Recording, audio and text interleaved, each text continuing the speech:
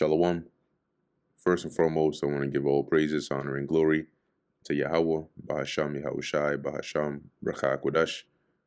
Double honors to the elders and the apostles of Great Millstone, and peace and blessings to the elect. And today we're going to go into the book of Psalms, the 11th chapter. To the chief musician, a psalm of David. In the Lord Yahweh put I my trust. How say ye to my soul, flee as a bird to your mountain? So if I put my trust in the Lord, why would you recommend to me to flee, right? That's basically what David is saying, right? For the choir director, a psalm of David, I trust in the Lord for protection. So why do you say to me, fly like a bird to the mountains for safety? And you can imagine, likely during a time where David was being persecuted, some probably telling him, to flee this way, flee that way. But as he's saying here, my trust is in the Lord, so I'm going to be good. Now, if he has to flee, yeah, he'll have to flee, but it's not in the flight or in the running away that his deliverance comes through. It's through the power of the Lord. What makes his his escape successful is his trust in the Lord. Verse 2, for lo, the wicked bend their bow. They make ready their arrow upon the string, that they may privately, which is secretly, shoot at the upright in heart.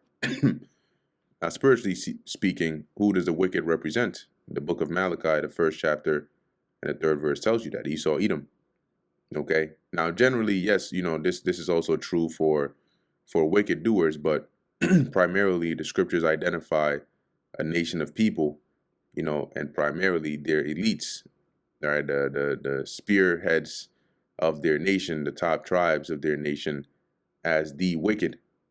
Okay, and they're the ones now, when you apply this prophetically, that have the power, right? Their ability, their authority, their legislations, and like I said, the ability to to come against us is likened onto their bow, right? That's being bent, and their arrows that are upon the string. I believe it's I forget what chapter it's in, maybe Psalm 64, right? It says they shoot even bitter words, that they may privately, meaning secretly, shoot at the upright. So who will the upright represent? Israel. And this is how they come against us. How do they do it? Now, when you look at the dichotomy between the left and the right, the wicked and the righteous, Esau and Jacob, most of the time they try not to make it open, right? They'll use like some systemic, oppressive reign or rule to shoot at us, right? They'll set up a system to where it works against you, and these are all different tactics. They'll put out, forms of enticing forms of wickedness to weaken you and to draw you astray from the Lord. These are all ways of privately shooting at the upright. Verse 3, if the foundations be destroyed, what can the righteous do? Now, when you look at the word foundations, let's take a look at that, because it would seem as though hope would be lost, if the wicked destroy the foundations of the righteous. So it says foundation, support, stay.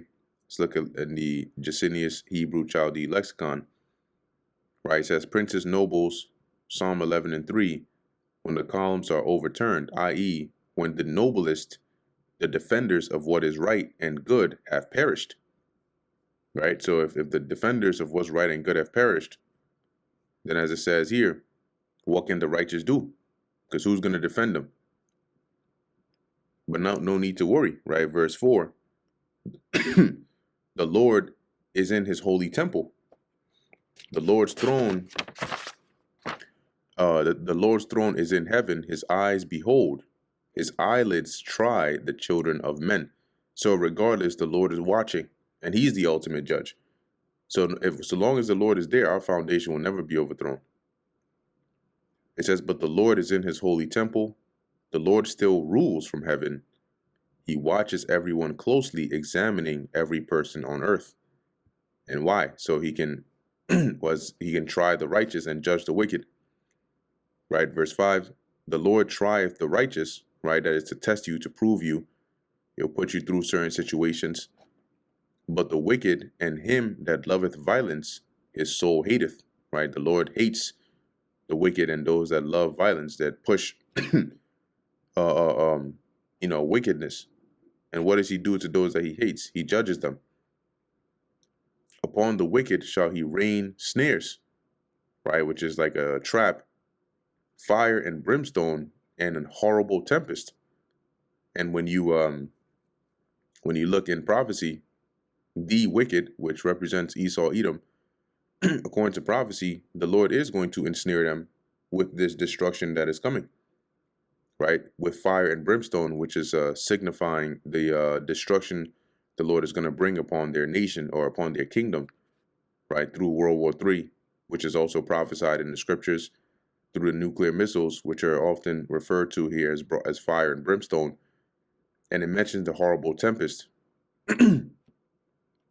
which is going to be a part of the destruction that the Lord is going to bring by way of the chariots.